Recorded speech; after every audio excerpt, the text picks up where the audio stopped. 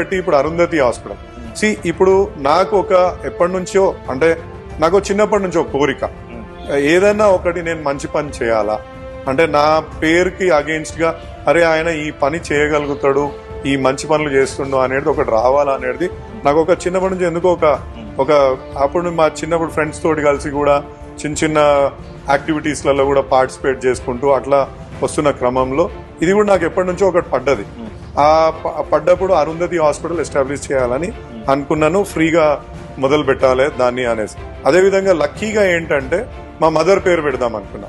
మా మదర్ ఏమన్నది అంటే నా పేరు పెట్టాలనుకున్నప్పుడు నువ్వు ఫ్రీగా చేస్తేనే నువ్వు నా పేరు పెట్టు అని మా అమ్మగారు కూడా చెప్పాను.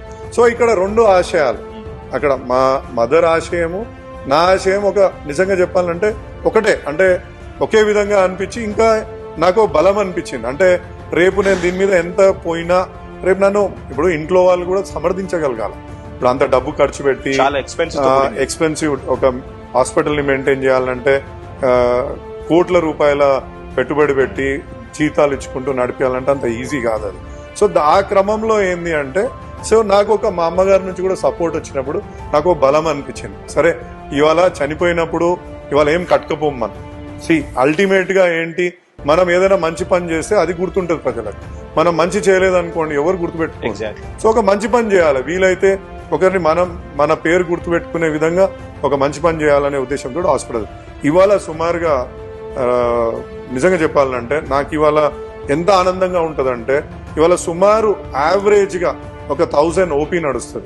అవుట్ పేషెంట్ వస్తారు ఎక్కడెక్కడి నుంచో, ఈవెన్ ఆంధ్ర నుంచి నూజివీడు, రాయలసీమ, కాన్స్టిట్యున్సీ కాదు ఆల్ ఓవర్ ఎక్కడి నుంచి వస్తున్నారు, బీదర్ నుంచి, ఆదిలాబాద్ నుంచి, నీకు అట్లా పేర్లు చెప్పుకుంటూ పోతే అనేక ఏరియాల నుంచి, ఆ ఏరియాల నుంచి ఇలా 1000 ఓపీ పేషెంట్స్ కే 1000 వస్తుండ్రు.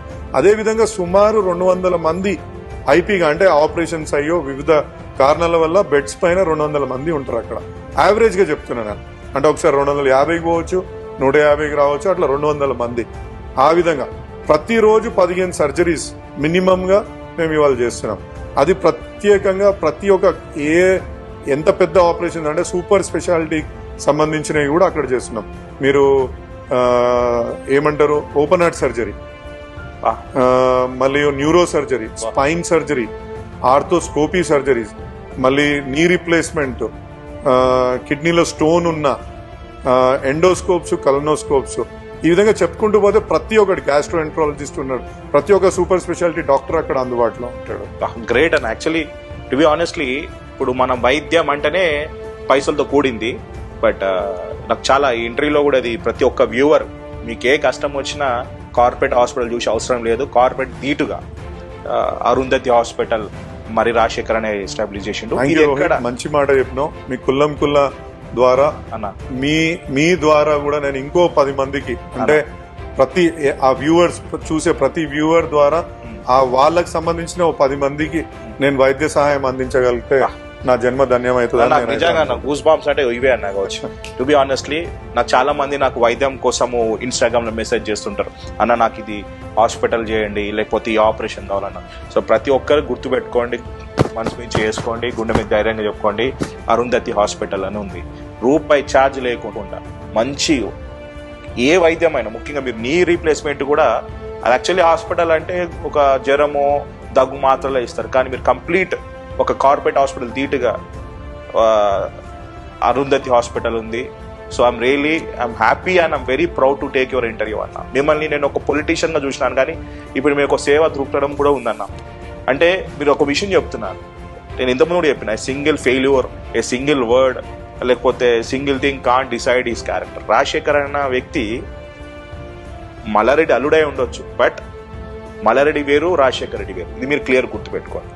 ఆయన సర్వీస్ వేరు, తన సర్వీస్ వేరు, తన ఆలోచన విధానం వేరు, తన ఆలోచన విధానం అని. ఐఎమ్ సో హ్యాపీ అన్న. నాకు కొంచెం నేను కుల్ల నుంచి డైవర్ట్ అయిపోయినా. సో ప్రజలకి ఇది నేను ఇచ్చే గొప్ప బహుమానం, రాజశేఖర్ అని ఇచ్చే గొప్ప గిఫ్ట్ ఇది. సో ఇలాంటి వ్యక్తులు రాజకీయంలో కూడా ఉండాలి. అండ్ సెకండ్ థింగ్ అన్న, మరి ఎందుకన్నా పబ్లిసిటీ చేసుకోరు మీరు?